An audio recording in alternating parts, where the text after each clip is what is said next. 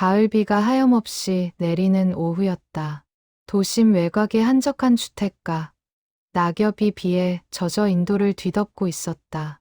거리는 을씨년스러웠고 사람들은 우산을 쓴 채 빠른 걸음으로 집을 향해 서둘렀다. 그 길 모퉁이 한 노인이 멈춰 서 있었다. 이른을 훌쩍 넘긴 듯한 그의 얼굴에는 깊은 혼란이 서려 있었다. 박종수 평생을 성실하게 살아온 전직 우체부였다. 하지만 지금 그의 눈동자에는 익숙해야 할 풍경조차 낯설게 비치고 있었다. 여기가 어디지? 그는 중얼거리며 주위를 둘러봤다. 분명 아침에 산책을 나선 것 같은데 어떻게 이곳까지 왔는지 기억이 나지 않았다. 주머니를 더듬어 봤지만 지갑도 휴대폰도 없었다. 비는 점점 더 거세게 내렸고 그의 얇은 바람막이는 이미 흠뻑 젖어 있었다. 종수는 떨리는 다리로 앞으로 나아갔다. 한 발 또 한 발. 하지만 걸을수록 길은 더욱 낯설어졌다. 익숙한 표지판 하나, 기억나는 건물 하나 보이지 않았다. 가슴 속에서 불안이 커져갔다. 바로 그때였다. 길 건너편 골목 어귀에서 무언가가 움직였다. 비에 젖은 털을 한 중형 크기의 개 한 마리가 쓰레기통 옆에 웅크리고 있었다. 누런 털에 흰색 무늬가 섞인 믹스견으로 보이는 개였다. 개는 종수를 발견하자 천천히 고개를 들었다. 두 눈이 마주쳤다. 개의 눈빛은 묘하게 깊었다. 경계하는 듯하면서도 어딘가 애절한 무언가가 담겨 있었다. 종수는 본능적으로 그 자리에 멈춰 섰다. 오랜 세월 동안 길에서 일하며 수많은 개들을 만났던 그였다. 하지만 이 개의 눈빛은 달랐다. 이리 와. 종수가 조심스럽게 손을 내밀었다. 개는 잠시 망설이다가 천천히 다가왔다. 비에 젖은 털에서는 흙내와 빗물 냄새가 났다. 목줄도 없고 털도 엉켜 있었다. 분명 주인 없이 거리를 떠도는 유기견이었다. 종수는 개의 머리를 쓰다듬었다. 축축한 털 사이로 따뜻한 체온이 느껴졌다. 개는 눈을 지그시 감으며 그의 손길을 받아들였다. 그 순간 종수의 가슴 한편이 무언가로 채워지는 느낌이 들었다. 외로움이었을까? 아니면 그리움이었을까? 너도 갈 곳이 없구나. 개가 작게 꼬리를 흔들었다. 그리고는 종수의 바지를 살짝 물고 당겼다. 마치 어딘가로 가자고 하는 것 같았다. 종수는 이상하게도 그 개를 따라가고 싶은 충동을 느꼈다. 어차피 어디로 가야 할지도 모르는 상황이었다. 개는 앞장서서 걷기 시작했다. 종수는 그 뒤를 따랐다. 비는 여전히 내리고 있었지만 이제 그는 혼자가 아니었다. 개는 가끔씩 뒤를 돌아보며 종수가 따라오는지 확인했다. 그 눈빛에는 묘한 책임감 같은 것이 서려 있었다. 그렇게 둘은 빗속을 걸었다. 얼마나 걸었을까? 주변 풍경이 조금씩 익숙해지기 시작했다. 종수의 눈에 낯익은 슈퍼마켓 간판이 보였다. 그리고 모퉁이를 돌자 그가 30년 넘게 살아온 동네가 나타났다. 여기는 종수의 목소리가 떨렸다. 개는 계속 앞으로 나아갔다. 익숙한 골목길, 익숙한 담벼락, 그리고 마침내 그의 집 앞에 도착했다. 낡은 2층 주택. 대문 앞에는 아내가 심은 국화가 비를 맞으며 고개를 숙이고 있었다. 개가 멈춰 섰다. 그리고 종수를 돌아보았다. 마치 여기가 당신 집이에요라고 말하는 듯한 표정이었다. 종수는 믿기지 않는다는 듯 집을 바라봤다. 어떻게 이 개가 자신의 집을 알았을까? 바로 그때 대문이 열리며 한 여인이 뛰어나왔다. 종수의 아내 김영이었다. 그녀의 얼굴은 눈물과 빗물로 범벅이 되어 있었다. 여보, 어디 갔었어요? 얼마나 찾았는데. 영희는 종수를 끌어안았다. 그녀의 품에서 따뜻함이 전해졌다. 종수는 그제야 안도의 한숨을 내쉬었다. 집이었다. 여기가 자신의 집이었다. 이 개가 저를 데려왔어요. 종수가 개를 가리키며 말했다. 하지만 영희가 고개를 돌렸을 때 개는 이미 사라지고 없었다. 빗속 어둠 속으로 조용히 자취를 감춘 것이었다. 무슨 개? 여보, 여기 아무도 없어요. 영희는 걱정스러운 눈으로 남편을 바라봤다. 종수는 어둠 속을 응시했다. 분명 거기 있었다. 자신을 집까지 안내한 그 개가. 하지만 거리는 텅 비어 있었고 빗소리만이 정막을 채우고 있었다. 그날 밤 종수는 침대에 누워서도 그 개를 떠올렸다. 누런 털에 흰 무늬, 깊은 눈빛. 어딘가 익숙한 느낌이 들었지만 정확히 어디서 본 건지 기억나지 않았다. 치매는 그렇게 기억의 조각들을 하나씩 앗아가고 있었다. 하지만 한 가지는 확실했다. 그 개가 없었다면 자신은 집으로 돌아오지 못했을 것이다. 빗속 어딘가에서 길을 잃은 채 헤매고 있었을 것이다. 고맙다. 이름도 모르는 친구야. 종수는 중얼거리며 눈을 감았다. 창밖에서는 여전히 비가 내리고 있었다. 그리고 어둠 속 어딘가에서 한 마리의 개가 빗물을 털어내며 골목길을 걷고 있었다. 마치 오랜 임무를 완수한 듯 조용하고도 의연한 걸음으로.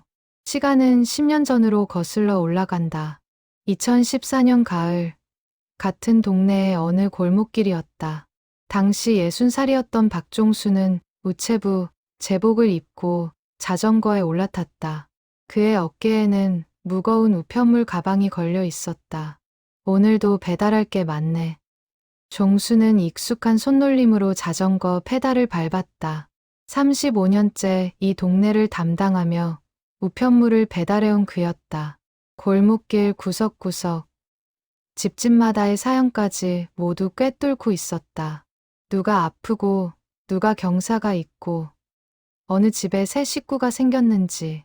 그날도 평범한 하루가 될 줄 알았다. 아침 배달을 마치고 오후 구역으로 향하던 중이었다. 공원 뒤편 주택가, 비교적 한적한 골목에 접어들었을 때였다. 낑낑, 미약한 소리가 들렸다. 종수는 자전거를 멈추고 주위를 살폈다. 소리는 담벼락 옆 덤불 사이에서 들려왔다. 그는 자전거를 세우고 조심스럽게 다가갔다. 덤불을 헤치자 작은 강아지 한 마리가 떨고 있었다. 생후 2~3달쯤 되어 보이는 새끼였다. 누런 털에 흰색 무늬가 섞인 잡종견이었다. 몸은 비쩍 말라 있었고 뒷다리 한쪽은 이상하게 꺾여 있었다. 이런. 종수의 얼굴이 굳어졌다. 강아지는 겁에 질린 눈으로 그를 올려다봤다. 으르렁거리지도 않고 도망가지도 못한 채 그저 떨기만 했다. 아마 버려진 지 며칠은 된 듯했다. 종수는 망설였다. 배달해야 할 우편물은 아직 한가득 남아 있었다. 늦으면 민원이 들어올 것이다. 하지만 이 강아지를 그냥 두고 갈 수는 없었다. 다친 다리로는 살아남기 어려워 보였다. 잠깐만 기다려. 그는 우편물 가방에서 점심으로 싸온 김밥을 꺼냈다. 강아지 앞에 조심스럽게 내밀자 주저하던 녀석이 냄새를 맡더니 허겁지겁 먹기 시작했다. 얼마나 굶주렸을까. 작은 몸으로 김밥을 개걸스럽게 삼켰다. 종수는 강아지를 들어 올렸다. 예상보다 훨씬 가벼웠다. 뼈만 앙상하게 남은 몸이 손바닥에서 떨렸다. 그는 강아지를 자전거 앞 바구니에 조심스럽게 안치했다. 조금만 참아. 병원 데려갈게. 배달은 나중 문제였다. 종수는 자전거를 돌려 가까운 동물병원으로 향했다. 바구니 속 강아지는 축 늘어진 채 그를 올려다봤다. 그 눈빛에는 두려움과 함께 희미한 신뢰 같은 것이 섞여 있었다. 동물병원에 도착했을 때 수의사는 심각한 표정을 지었다. 다리가 부러졌네요. 그것도 꽤 오래됐어요. 영양실조도 심각하고 치료비가 만만치 않을 텐데요. 얼마나 드나요? 수술비만 80만 원. 입원비까지 하면 100만 원은 훌쩍 넘을 겁니다. 종수는 잠시 망설였다. 당시 그의 월급은 넉넉하지 않았다. 대학생 딸의 등록금, 아내의 병원비, 집 대출 이자까지 쪼개고 쪼개도 늘 빠듯했다. 100만 원은 큰 돈이었다. 하지만 그는 고개를 끄덕였다. 해주세요. 제가 책임지겠습니다. 수의사는 놀란 표정으로 종수를 바라봤다. 길에서 죽은 강아지에게 그런 돈을 쓰는 사람이 드물었다. 대부분은 안타까워하다가도 결국 발길을 돌렸다. 강아지는 수술을 받았다. 부러진 다리에 깁스를 하고 링거를 맞았다. 종수는 매일 퇴근 후 병원을 찾았다. 강아지는 그의 얼굴만 보면 꼬리를 흔들었다. 점점 생기를 되찾아가는 모습이 신기했다. 2주 후 강아지는 퇴원했다. 종수는 녀석을 집으로 데려갔다. 아내 영희는 처음엔 난색을 표했지만 곧 마음을 열었다. 당신 참 정 많긴. 미안해. 그냥 지나칠 수가 없었어. 됐어요. 어차피 딸도 대학 기숙사 들어가서 집이 썰렁했잖아요. 이 녀석이라도 있으면 활기가 생기겠네. 그렇게 강아지는 박종수의 가족이 되었다. 이름은 행복이라고 지었다. 우연히 만났지만 함께여서 행복하기를 바라는 마음을 담았다. 행복이는 빠르게 적응했다. 다리도 완전히 회복되어 뛰어다닐 수 있게 되었다. 종수가 출근할 때면 대문까지 따라 나왔고 퇴근하면 꼬리를 흔들며 반겼다. 영희가 요리할 때면 부엌 앞에 앉아 얌전히 기다렸다. 이 녀석 참 영리해요. 사람 말을 다 알아듣는 것 같아. 영희의 말대로였다. 행복이는 유독 총명했다. 간단한 명령은 금방 배웠고 가족들의 기분도 잘 읽었다. 종수가 피곤해하면 조용히 옆에 누웠고 영희가 슬퍼하면 다가와 손을 핥았다. 종수는 행복이와 산책하는 시간을 가장 좋아했다. 퇴근 후 저녁, 공원을 함께 걷는 그 시간. 행복이는 언제나 종수 옆에 바짝 붙어 걸었다. 절대 멀리 가지 않았고 다른 개들에게도 공격적이지 않았다. 넌 참 착하구나.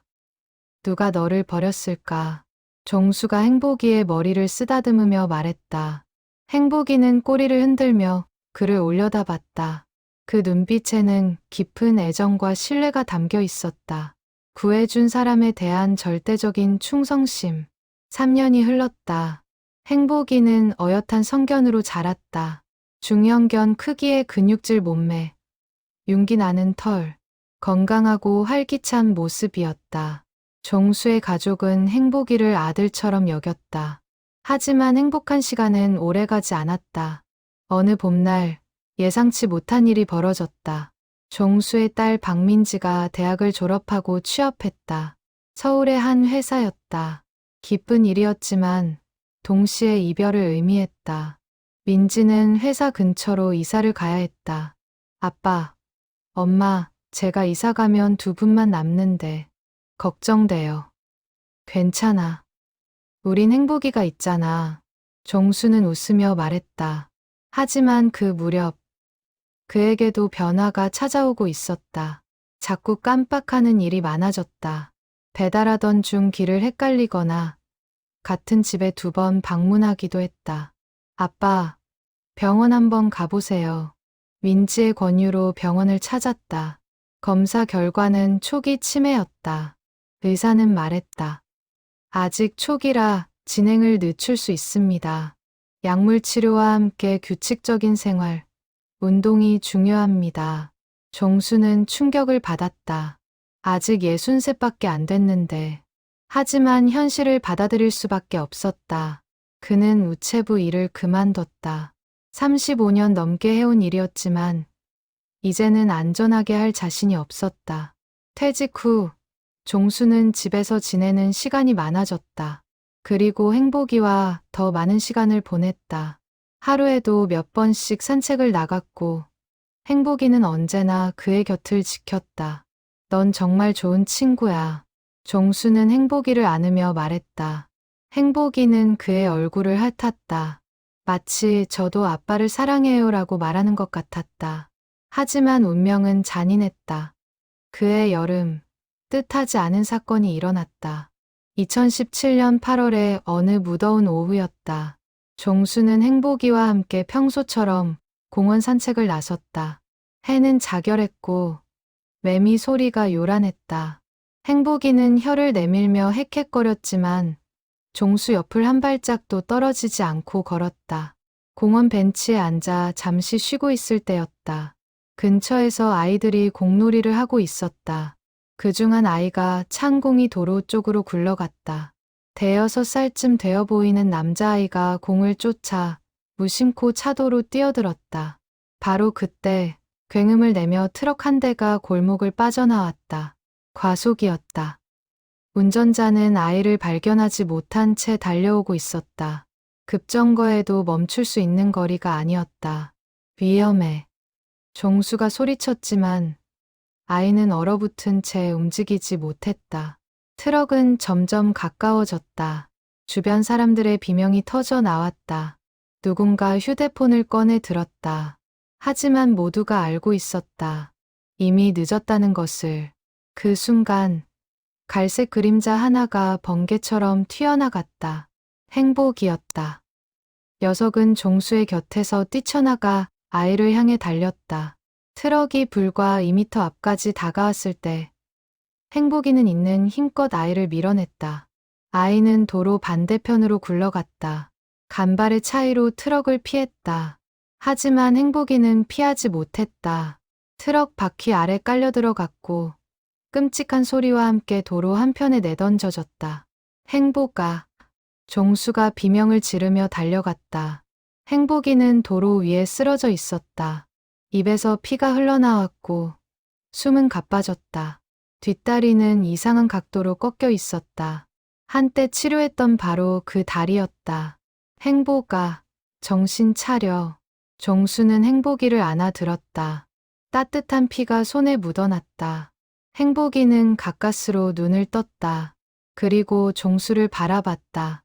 고통스러워하면서도 그 눈빛은 여전히 온화했다. 주변 사람들이 모여들었다. 누군가 119에 전화를 걸었고 또 다른 이는 가까운 동물병원에 연락했다. 아이의 엄마는 울면서 아이를 끌어안았다. 아이는 무사했지만 겁에 질려 있었다. 미안해요. 정말 미안해요. 트럭 운전사가 내려와 사죄했다. 하지만 종수는 대답하지 못했다. 그저 행복이만 바라보고 있었다. 행복이의 숨소리가 점점 약해지고 있었다. 행복아, 안 돼. 버텨야 해. 종수의 목소리는 떨렸다. 행복이는 힘겹게 꼬리를 한번 흔들었다. 마지막 인사 같았다. 그리고 조용히 눈을 감았다. 안 돼, 행복아. 하지만 행복이는 더 이상 반응하지 않았다. 종수의 품 안에서 숨이 멎었다. 거리는 순식간에 정적에 휩싸였다. 매미 소리마저 멈춘 것 같았다. 동물병원 응급차가 도착했을 때는 이미 늦었다. 수의사는 고개를 저었다. 종수는 행복이를 놓지 못한 채 그 자리에 주저앉았다. 눈물이 쏟아졌다. 3년 동안 함께한 가족이, 친구가, 은인이 떠나갔다. 장례는 조촐하게 치렀다. 공원 뒤편 언덕, 행복이가 좋아하던 나무 아래에 작은 무덤을 만들었다. 종수와 영희, 그리고 서울에서 급히 내려온 딸 민지가 함께 마지막 작별을 고했다. 행복아, 고마웠어. 내가 있어서 우린 정말 행복했어. 종수는 무덤 앞에 무릎을 꿇고 말했다. 영희는 옆에서 눈물을 닦았고 민지는 흐느꼈다. 작은 비석에는 이렇게 새겨졌다. 행복이 2014에 2017 우리의 영웅, 영원한 가족. 그날 이후 종수의 집은 텅 빈 것 같았다. 아침마다 꼬리 치던 소리, 산책 시간마다 대문 앞에서 기다리던 모습, 저녁이면 무릎에 턱을 괴고 졸던 따뜻한 감촉, 모든 것이 사라졌다. 종수는 행복이가 쓰던 밥그릇, 목줄, 장난감을 버리지 못했다. 모두 고스란히 간직했다. 가끔 밤에 그 물건들을 꺼내보며 눈물을 흘렸다.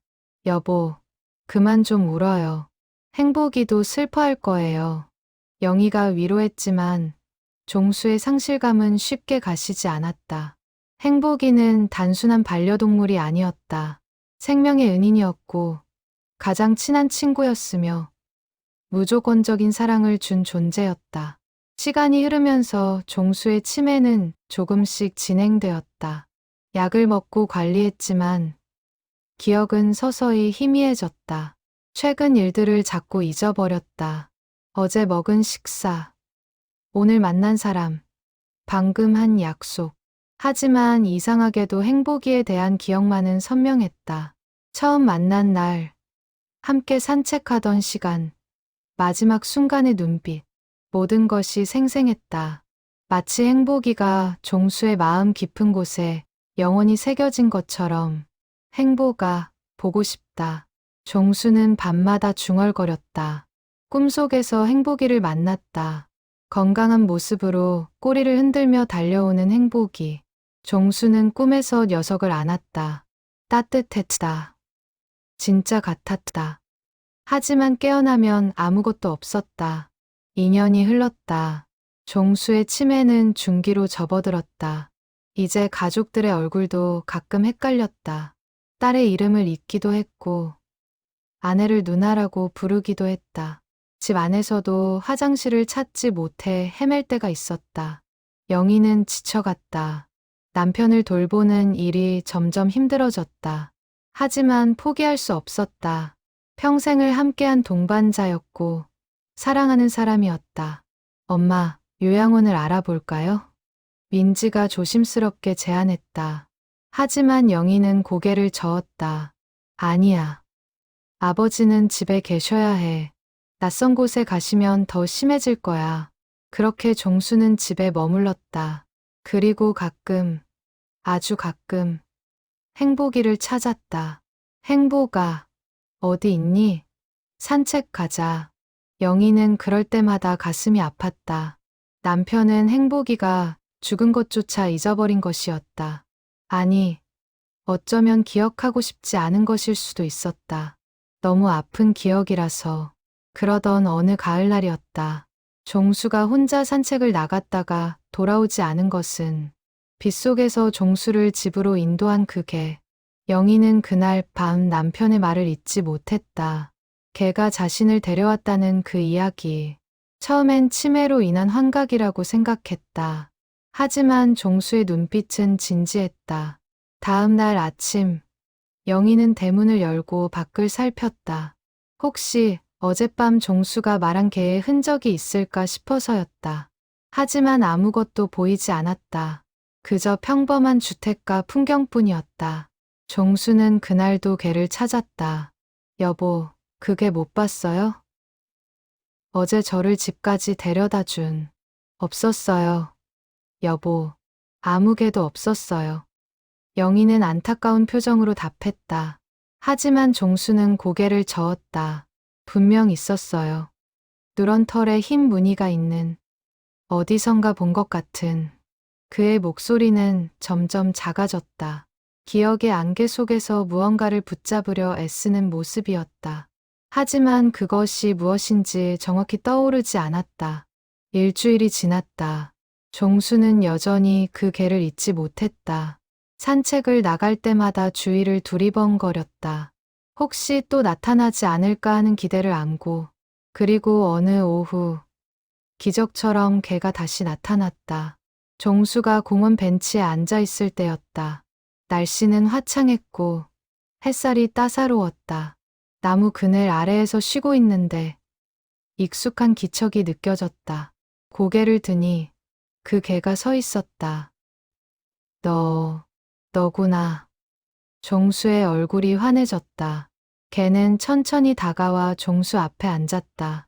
예전보다 조금 더 마른 것 같았다. 털도 약간 더러웠다. 하지만 눈빛은 여전히 깊고 온화했다. 어디 있었니? 보고 싶었어.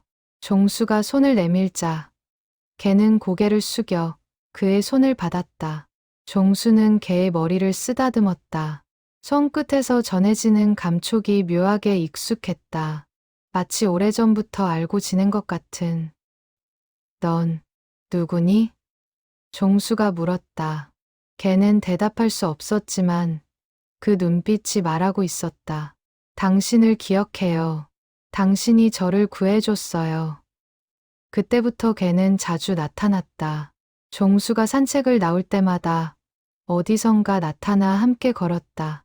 말없이, 하지만 한결같이. 종수는 그 개와 함께 있으면 마음이 편안해졌다. 불안과 혼란이 가라앉는 느낌이었다. 영희도 그 개를 목격했다. 처음엔 놀랐지만 곧 안심했다. 개가 남편을 공격하거나 해치지 않았다. 오히려 보호하는 것 같았다. 종수가 위험한 곳에 가려 하면 앞을 막았고, 길을 헷갈려 하면 올바른 방향을 가리켰다. 신기한 개네요. 영희는 중얼거렸다. 개는 영희를 보고도 꼬리를 흔들었다. 마치 옛 친구를 만난 듯한 반응이었다. 하지만 영희는 그 개를 본 기억이 없었다. 어느 날 종수가 개와 함께 집 근처 골목을 걷고 있을 때였다. 개가 갑자기 멈춰섰다. 그리고 옆 골목을 응시했다. 종수도 따라봤다. 좁은 골목 끝에 무언가 익숙한 풍경이 보였다. 저기가. 종수의 목소리가 떨렸다. 3년 전 행복이를 처음 발견했던 바로 그 골목이었다. 담벼락 옆 덤불, 그때 그 자리였다. 종수는 천천히 그곳으로 걸어갔다. 개도 뒤따라왔다. 덤불 앞에 섰을 때 종수의 머릿속에 흐릿한 기억이 떠올랐다. 작은 강아지, 떨고 있던 모습, 다친 다리, 그리고 누런 털에 흰 무늬. 설마, 종수는 옆에 서 있는 개를 내려다봤다. 개도 그를 올려다봤다. 그 순간 둘의 눈이 마주쳤다. 시간이 멈춘 것 같았다. 종수의 손이 떨렸다. 그는 개의 뒷다리를 조심스럽게 만졌다. 한쪽 다리, 무릎 부분에 작은 흉터가 있었다. 수술 자국이었다. 종수의 눈이 커졌다. 행복이, 너니? 개가 짧게 짖었다. 마치 네, 접니다라고 대답하는 것 같았다. 종수는 그 자리에 무릎을 꿇었다. 개를 끌어안았다. 눈물이 쏟아졌다. 행복아, 정말 너구나. 살아있었구나. 개는 종수의 품에 안겨 조용히 꼬리를 흔들었다. 7년 만의 재회였다. 아니, 종수에게는 영원처럼 느껴졌던 이별 끝의 기적이었다. 하지만 혼란스러웠다. 분명 행복이는 죽었다. 그날 트럭에 치여 종수의 품에서 숨을 거뒀다. 장례도 치렀고 무덤도 만들었다. 그런데 어떻게 살아있을 수 있을까? 종수는 개를 데리고 집으로 돌아왔다. 영희는 남편이 개와 함께 들어서는 모습을 보고 놀랐다. 여보, 그 개를 집에 데려온 거예요? 여보, 이 개, 행복이에요. 네, 무슨 소리예요? 영희는 믿을 수 없다는 표정이었다. 하지만 종수는 진지했다. 그는 개의 다리 흉터를 보여줬다. 여기, 이 흉터. 행복이가 처음 다쳤을 때 수술한 자국이에요. 그리고 이 무늬, 눈빛, 모두 똑같아요. 영희는 개를 자세히 들여다봤다. 확실히 행복이와 비슷했다. 털 색깔, 무늬, 심지어 크기까지. 하지만 행복이는 죽었다. 그걸 둘 다 똑똑히 봤다. 여보, 행복이는 죽었어요. 우리가 직접 묻었잖아요. 하지만 이 개가. 종수는 혼란스러웠다. 기억이 뒤섞였다. 행복이의 죽음, 장례식, 그리고 지금 눈앞에 있는 이 개. 무엇이 진실이고 무엇이 착각일까? 영희는 한숨을 쉬었다. 남편의 치매가 심해지고 있었다. 아마 비슷하게 생긴 다른 개를 행복이로 착각하는 것 같았다. 하지만 그렇게 믿고 싶어 하는 남편을 부정할 수는 없었다. 알았어요, 여보. 행복이가 돌아왔다고 생각해요. 종수의 얼굴이 환해졌다. 그는 걔를 안았다. 걔는 조용히 그의 품에 안겼다. 영희는 그 모습을 바라보며 복잡한 마음이 들었다. 그날부터 걔는 종수의 집에서 지냈다.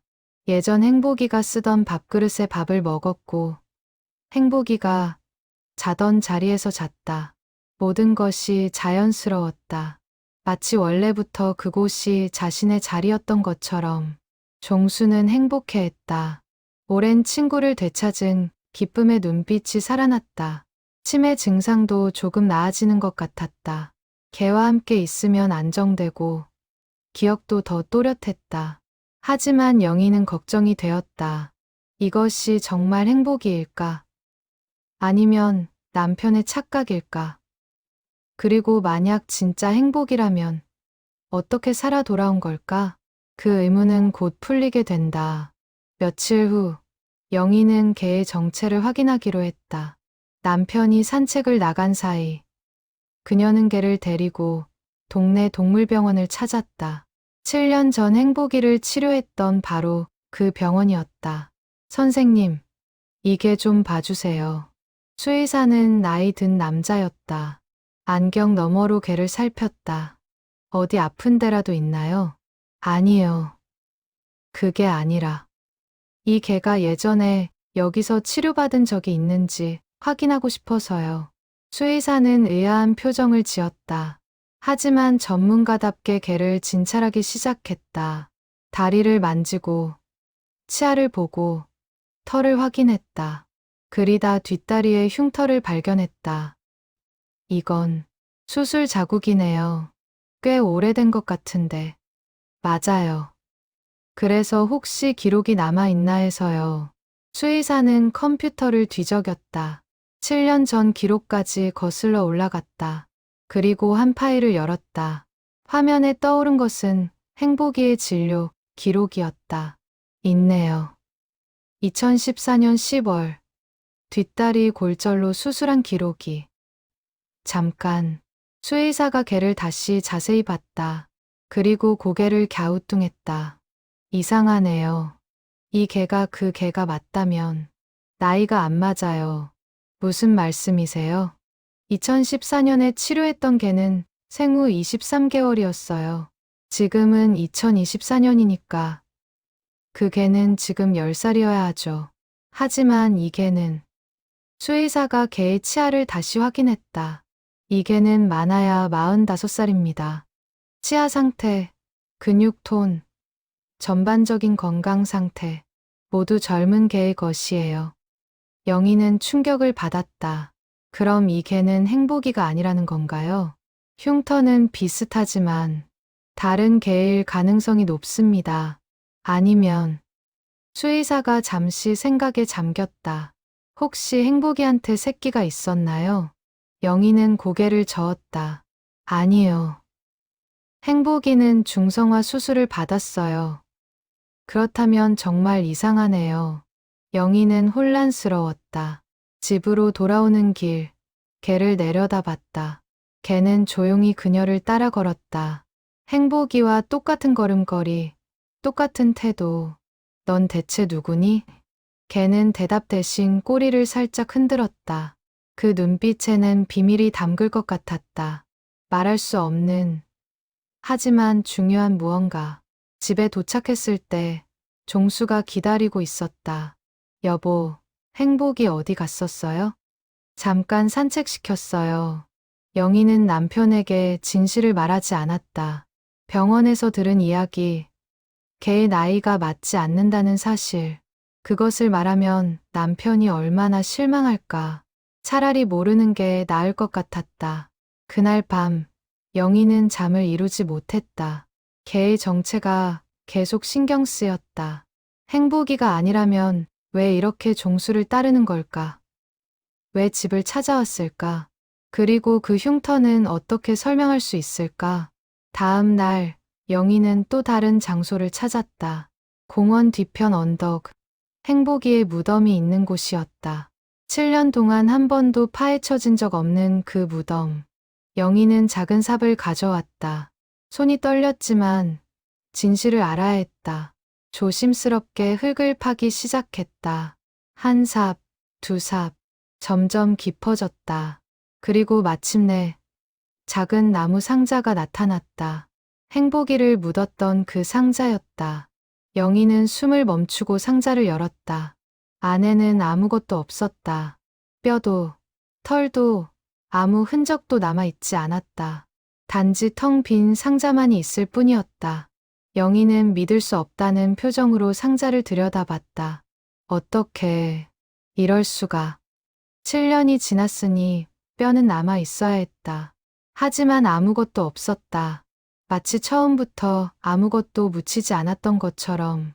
영희는 떨리는 손으로 상자를 닫았다. 그리고 다시 흙으로 덮었다. 돌아오는 길, 그녀의 머릿속은 혼란스러웠다. 이 모든 것이 무엇을 의미하는 걸까? 집에 돌아왔을 때 걔가 대문 앞에서 기다리고 있었다. 마치 영희가 어디 갔다 온 걸 아는 것처럼. 걔는 영희를 보고 조용히 다가왔다.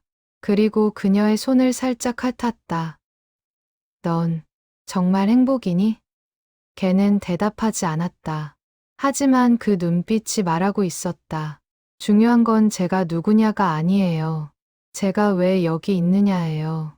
영희는 걔를 안았다. 따뜻했다. 살아있었다. 그리고 남편을 지키고 있었다. 그것만으로도 충분하지 않을까. 알았어. 내가 누구든 고마워. 우리 여보를 지켜줘서. 걔는 꼬리를 흔들었다. 그리고 집 안으로 들어갔다. 종수가 있는 곳으로. 그날부터 영희는 더 이상계의 정체를 캐묻지 않았다. 진실이 무엇이든 이계는 그들에게 필요한 존재였다. 종수의 친구이자 보호자. 그리고 어쩌면 기적 그 자체. 하지만 세상은 기적을 오래 허락하지 않는 법이다.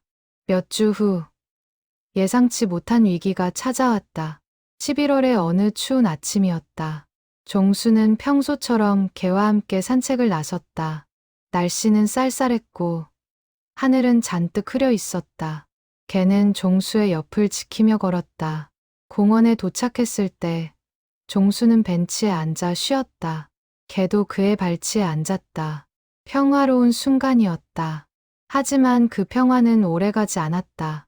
갑자기 개가 일어서더니 주위를 경계했다. 귀를 쫑긋 세우고 코를 킁킁거렸다. 무언가 위험을 감지한 것 같았다. 종수는 개의 행동이 이상해서 주위를 둘러봤다.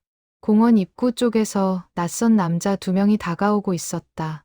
중년의 남자들로 손에는 올가미와 우리를 들고 있었다. 유기견 포획 업체 직원들이었다. 저기 개 한 마리 있네. 목줄도 없고 잡아야겠어. 요즘 유기견 신고 많이 들어와서. 그들은 종수 쪽으로 다가왔다. 개는 낮게 으르렁거렸다. 종수를 보호하려는 자세였다. 아저씨, 저 개 주인이세요? 한 남자가 물었다. 종수는 당황했다. 주인이냐는 질문에 어떻게 대답해야 할지 몰랐다. 등록도 안 되어 있고 정식으로 입양한 것도 아니었다. 이 개는 목줄도 없고 등록증도 없으면 유기견으로 간주됩니다. 잡아가겠습니다. 남자들이 개를 향해 올가미를 내밀었다. 개는 재빠르게 피했다. 하지만 2명이 양쪽에서 포위하자 갈 곳이 없었다. 안 돼요. 이 개는 제 개예요. 종수가 소리쳤다. 하지만 남자들은 듣지 않았다. 그럼 등록증 보여주세요. 없으면 불법입니다. 종수는 당황했다. 등록증 같은 건 없었다. 그저 집에 데려와 함께 지냈을 뿐이었다. 개는 종수 뒤로 숨었다. 떨고 있었다. 그 순간 한 남자가 개를 붙잡았다. 개는 발버둥 쳤지만 소용없었다. 올가미가 목에 걸렸고 우리 안으로 밀어 넣어졌다. 안 돼, 놔주세요. 종수가 우리를 붙잡으려 했지만 남자들이 막았다. 아저씨, 나중에 보호소에서 찾아가세요. 등록하고 벌금 내면 돌려드립니다.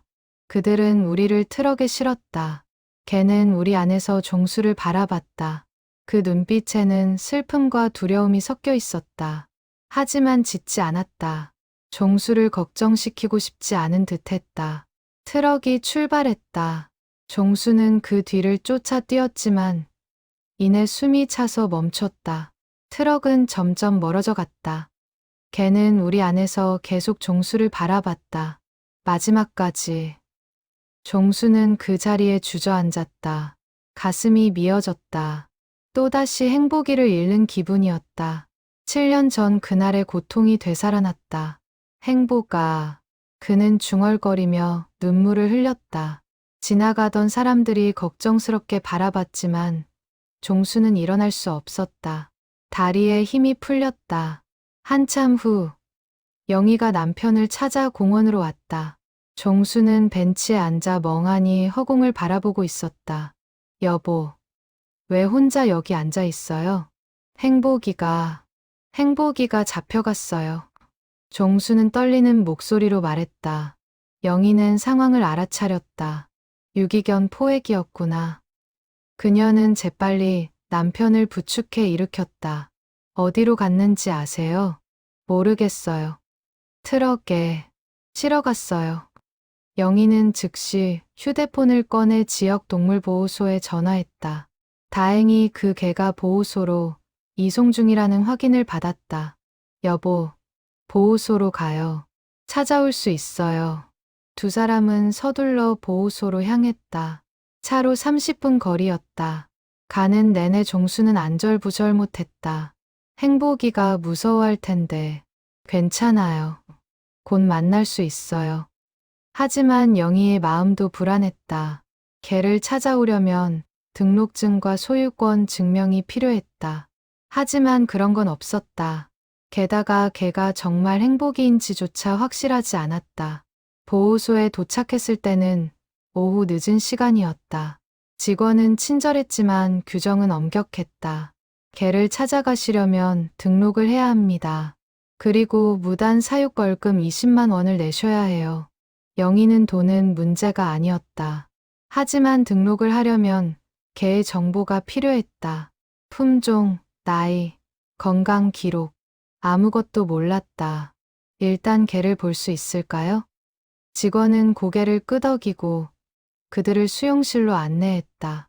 좁은 철창 안에 여러 개들이 갇혀 있었다. 짖는 소리, 우는 소리가 뒤섞여 시끄러웠다. 종수는 한 칸 한 칸 살폈다.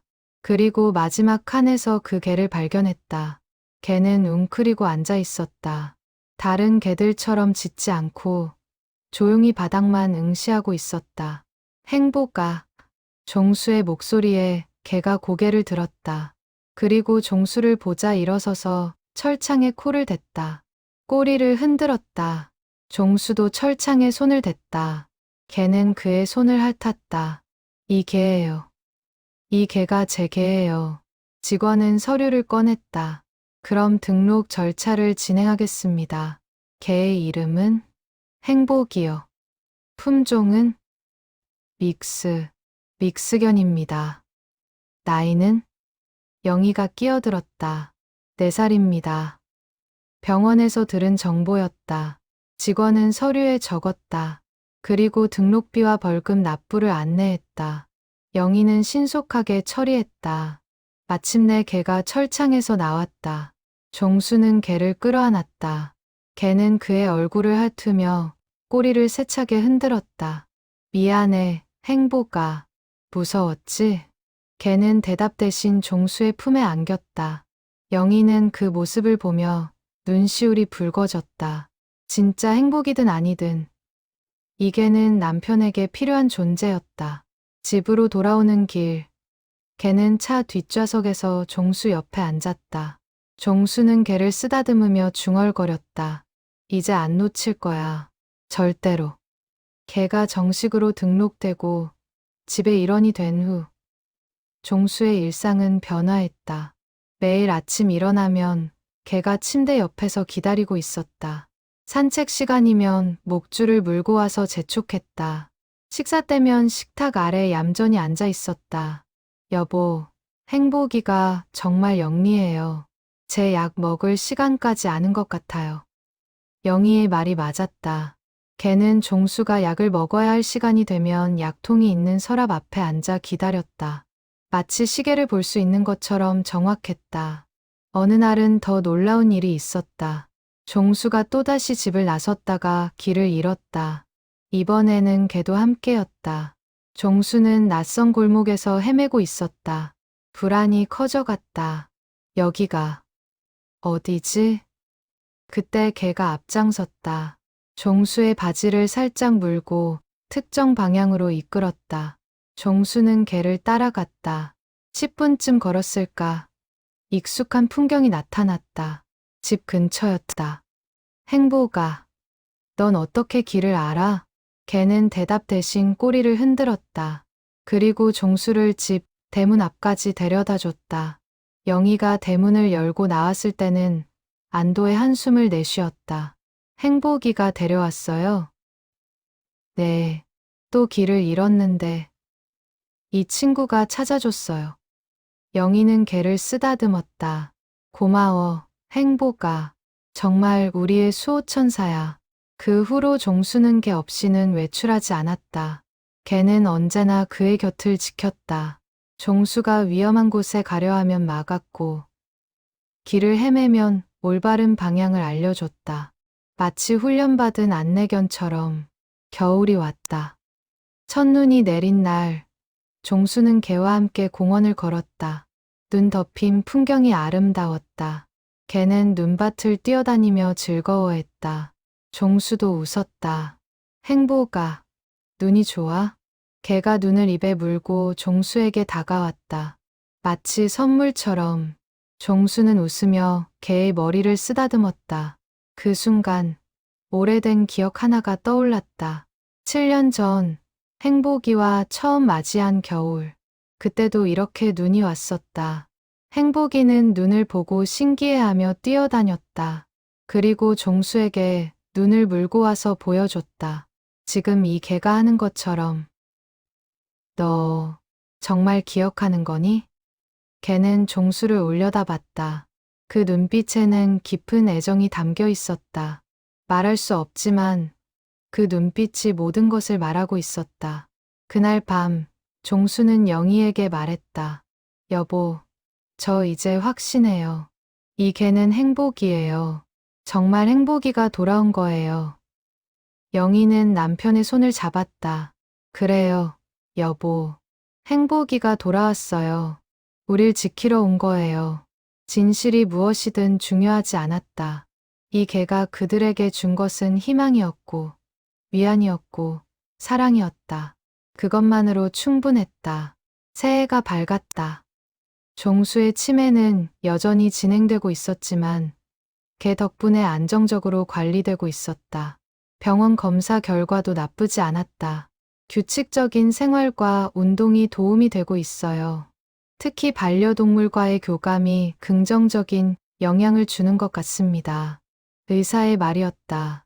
영희는 개를 보며 고마운 마음이 들었다. 이 개가 없었다면 남편은 어떻게 되었을까? 어느 봄날 종수의 딸 민지가 집에 왔다. 오랜만에 방문이었다. 그녀는 개를 보고 놀랐다. 엄마, 이 개, 행복이랑 똑같이 생겼어요. 그러게. 아빠는 행복이가 돌아왔다고 믿어. 민지는 걔를 자세히 봤다. 확실히 행복이와 비슷했다. 하지만 뭔가 달랐다. 나이가 더 어려 보였다. 엄마, 진짜 행복이에요? 영희는 잠시 망설이다 고개를 저었다. 모르겠어. 아닐 수도 있어. 하지만, 아빠한텐 행복이야. 그리고 이 개도 아빠를 사랑해. 그것만으로 충분하지 않을까? 민지는 고개를 끄덕였다. 그리고 개를 쓰다듬었다. 개는 꼬리를 흔들며 그녀를 받아들였다.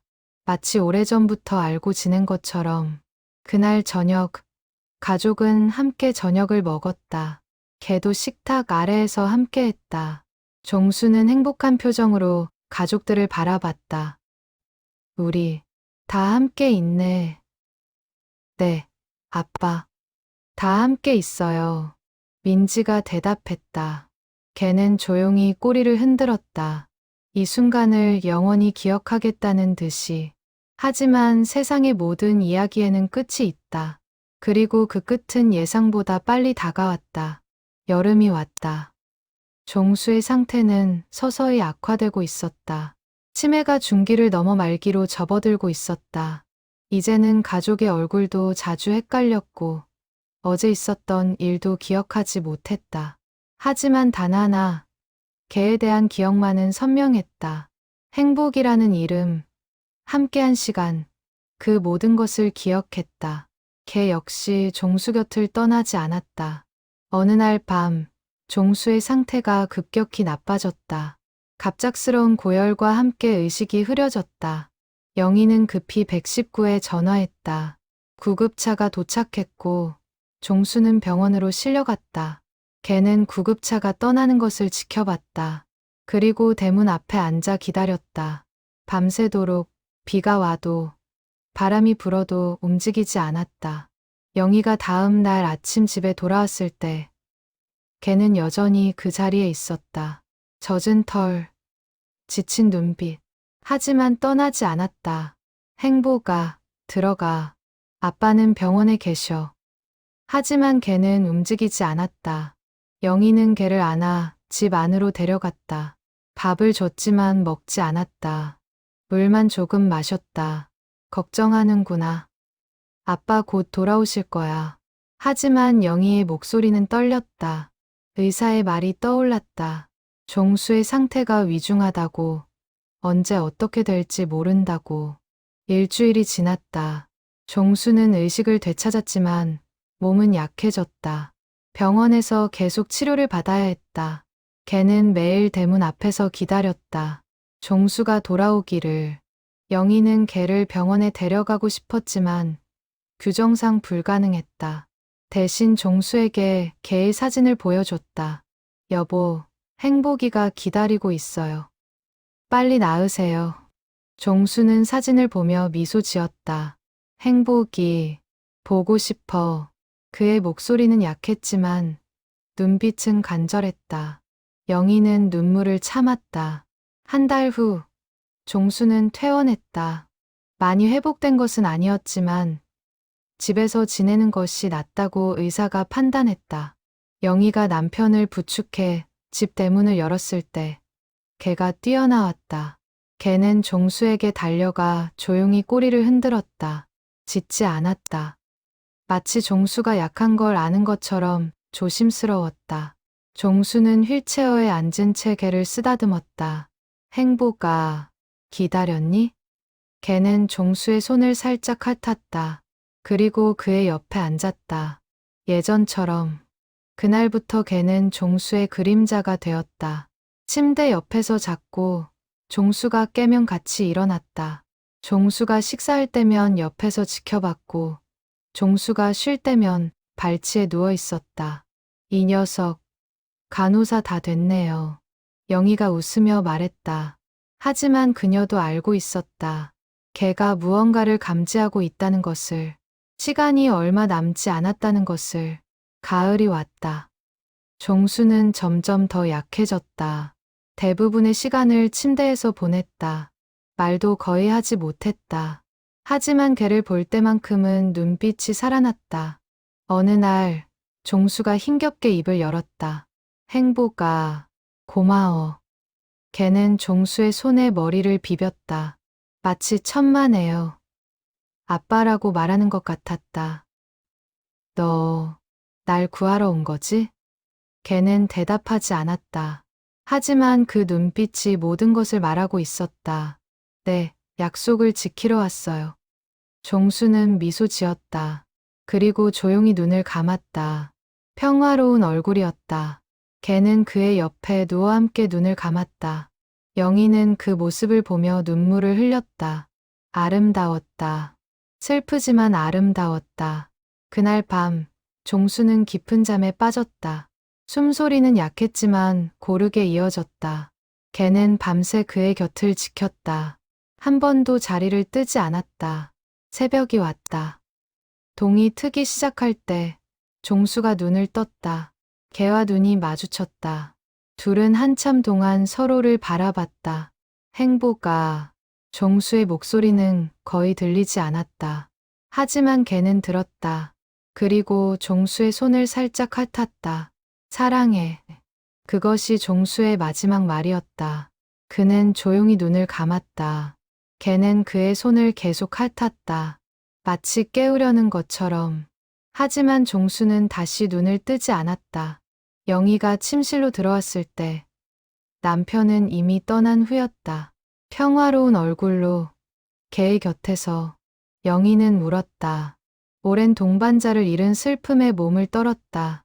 하지만 동시에 감사했다. 남편이 고통 없이 사랑하는 존재 곁에서 떠났다는 것에. 개는 하루 종일 종수의 곁을 떠나지 않았다. 장례식이 치러지는 동안에도, 관이 나가는 순간에도 계속 지켰다. 장례식이 끝난 후 개는 변했다. 밥을 거의 먹지 않았고 종수의 방 앞에서만 시간을 보냈다. 영희가 아무리 달래도 소용없었다. 행복아, 밥 먹어야지. 하지만 개는 고개를 돌렸다. 눈빛은 공허했다. 마치 삶의 목적을 잃은 것 같았다. 일주일이 지났다. 개는 점점 약해졌다. 수의사를 불렀지만 특별한 이상은 없었다. 신체적으론 건강합니다. 하지만 마음이 아픈 것 같네요. 수의사의 말이었다. 영희는 알고 있었다. 개가 슬픔에 빠졌다는 것을, 종수를 그리워하고 있다는 것을. 행복아, 아빠는 이제 편히 쉬고 계셔. 넌 살아야 해. 하지만 개는 반응하지 않았다. 그저 종수의 방 문을 바라볼 뿐이었다. 2주가 지났다. 어느 날 밤, 개가 갑자기 일어나 대문 앞으로 갔다. 영희가 따라 나갔다. 어디 가려고? 개는 영희를 돌아봤다. 그 눈빛에는 작별 인사가 담겨 있었다. 고맙습니다. 이제 갈 시간이에요. 안 돼, 행복아. 가지 마. 영희가 개를 안으려 했지만 개는 살짝 피했다. 그리고 천천히 어둠 속으로 걸어갔다. 영희는 따라가려 했지만 개는 이미 사라진 후였다. 다음 날 아침, 영희는 개를 찾아 동네를 헤맸다. 하지만 어디에도 없었다. 마치 처음부터 존재하지 않았던 것처럼. 실망한 채 집으로 돌아오던 길, 영희는 문득 한 곳이 떠올랐다. 공원 뒤편 언덕, 행복이의 무덤이 있는 곳. 언덕에 올라갔을 때 영희는 숨이 멎을 뻔했다. 무덤 앞에 개가 누워 있었다. 조용히, 평화롭게, 마치 잠든 것처럼. 행복아. 영희가 달려갔다. 하지만 개는 움직이지 않았다. 숨도 쉬지 않았다. 영희는 개를 안아 올렸다. 아직 따뜻했지만 심장은 뛰지 않았다. 행복아. 왜? 영희는 물었다. 개는 평화로운 얼굴이었다. 고통의 흔적은 없었다. 마치 자신이 원하는 곳에서 조용히 잠든 것 같았다. 영희는 개를 행복이의 무덤 옆에 묻어주기로 했다. 민지를 불렀고 둘이서 작은 무덤을 만들었다. 엄마, 이 개 정말 행복이었을까요? 민지가 물었다. 영희는 고개를 끄덕였다. 모르겠어. 하지만 행복이든 아니든 이 개는 아빠를 사랑했어. 그리고 마지막까지 지켰어. 두 사람은 조용히 기도했다. 작은 비석을 세웠다. 거기에는 이렇게 새겨졌다. 행복이에게 2번의 생을 우리와 함께 해줘서 고마워. 영희는 무덤 앞에 앉아 오랫동안 생각에 잠겼다. 이 모든 것이 무엇이었을까? 우연일까? 기적일까? 그날 밤, 영희는 이상한 꿈을 꾸었다. 종수와 행복이가 함께 걷고 있는 꿈이었다. 둘 다 건강하고 행복해 보였다. 종수는 웃고 있었고, 행복이는 꼬리를 흔들었다. 여보, 행복이 데리러 왔어요. 꿈속에서 종수가 말했다. 오래 기다렸네요. 이제 함께 갈 수 있어요. 행복이도 짖었다. 마치 저도 기뻐요라고 말하는 것 같았다. 영희는 꿈에서 깼다. 눈물이 흘렀지만 마음은 따뜻했다. 이제 이해했다. 걔가 왜 돌아왔는지, 왜 떠났는지. 행복이는 약속을 지키러 온 것이었다. 종수를 끝까지 지키겠다는 약속. 그리고 그 약속을 다 지킨 후 다시 떠난 것이었다. 고마워, 행복아. 우리 여보 지켜줘서. 영희는 창밖을 바라봤다. 달빛이 언덕을 비추고 있었다. 그곳에서 두 영혼이 함께 쉬고 있을 것 같았다. 1년이 흘렀다. 영희는 여전히 그 집에서 살고 있었다. 이제는 혼자였지만 외롭지 않았다. 종수와 행복이의 추억이 집 안곳곳에 살아있었다. 민지는 자주 찾아와 어머니와 시간을 보냈다. 둘은 종종 언덕에 올라가 두 무덤 앞에 앉았다. 꽃을 놓고 이야기를 나눴다. 엄마, 아빠 보고 싶어요? 그럼 매일 보고 싶지. 하지만 괜찮아. 아빠는 행복이랑 함께 있잖아. 영희는 미소 지었다. 슬픔은 여전했지만 이제는 받아들일 수 있었다. 어느 봄날 언덕에 새로운 방문객이 나타났다. 어린 남자아이와 그의 부모였다. 아이는 5살쯤 되어 보였다. 아빠, 여기 강아지 무덤이에요. 그런가 보구나. 부모는 비석을 읽었다.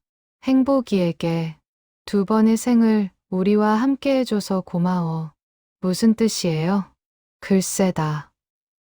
특별한 이야기가 있나 봐. 그때 영희가 언덕을 올라왔다. 그녀는 그 가족을 보고 멈춰섰다. 아이의 얼굴이 묘하게 익숙했다. 혹시 7년 전에 공원 근처에서 사고 당할 뻔한 적 있나요? 아이의 엄마가 깜짝 놀랐다. 어떻게 아세요? 제 개가 그 아이를 구했어요. 영희가 설명했다. 그날의 사고, 행복이의 희생, 그리고 그 후의 기적 같은 이야기를 가족은 감동한 표정으로 들었다. 그 개가 저희 아들을 구해줬군요. 몰랐어요. 엄마의 눈에 눈물이 맺혔다. 그 일 이후로 아이를 더 조심스럽게 키웠어요. 누군가의 희생 덕분에 우리 아이가 살았다는 걸 잊지 않으려고요. 아이가 무덤 앞에 꽃을 놓았다. 고마워요, 행복이. 저를 구해줘서. 영희는 그 모습을 보며 눈물을 흘렸다. 행복이의 희생이 헛되지 않았다는 것을 깨달았다. 그 후로도 종종 사람들이 무덤을 찾았다. 영희가 이야기를 나눈 사람들이 입소문을 낸 것이었다. 유기견을 구한 사연, 치매 할아버지를 지킨 충성심, 그리고 기적 같은 재회. 사람들은 행복이의 이야기에 감동받았다. 어떤 이는 유기동물 입양을 결심했고, 어떤 이는 치매 환자를 더 따뜻하게 대하게 되었다. 영희는 종수와 행복이의 이야기를 책으로 엮었다. 전문 작가는 아니었지만 진심을 담아 썼다. 책은 작은 출판사에서 나왔고 예상외로 많은 사람이 읽었다. 당신들의 이야기가 많은 사람에게 희망을 주고 있어요. 출판사 편집자가 말했다. 영희는 뿌듯했다. 종수와 행복이가 남긴 사랑이 계속 이어지고 있었다. 2년 후 언덕 근처의 작은 공원이 조성되었다. 지역 주민들이 뜻을 모아 만든 것이었다. 이름은 행복이 공원이었다.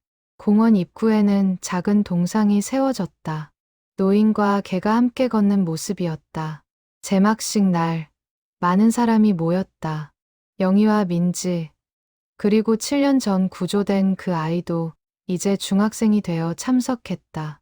이 공원은 무조건적인 사랑과 충성을 기억하기 위해 만들어졌습니다. 행복이와 박종수 씨의 이야기가 우리 모두에게 영감을 주기를 바랍니다. 시장의 말에 박수가 터져 나왔다. 영희는 동상을 바라보며 미소 지었다.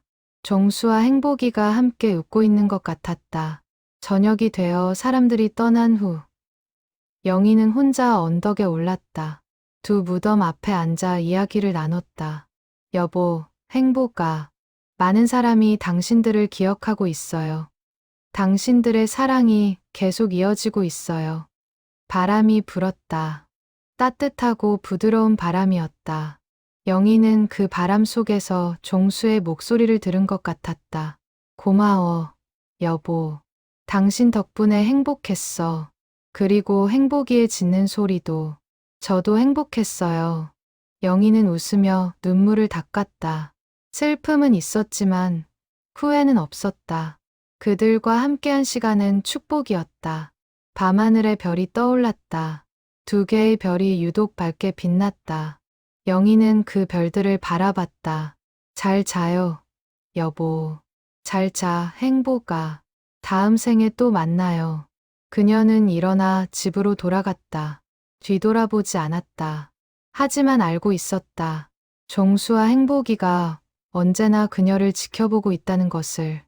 언덕 위에서 달빛이 두 무덤을 비추었다. 평화롭고 아름다운 풍경이었다. 그리고 어딘가에서 두 영혼이 함께 걷고 있었다. 끝없는 들판을 영원히. 사랑은 죽음보다 강하다. 충성은 시간을 초월한다.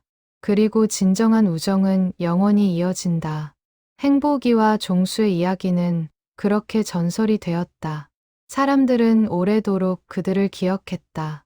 그리고 유기동물을 볼 때마다, 치매 환자를 만날 때마다 이 이야기를 떠올렸다. 세상에는 아직 기적이 존재한다. 그리고 그 기적은 사랑이라는 이름으로 우리 곁에 있다.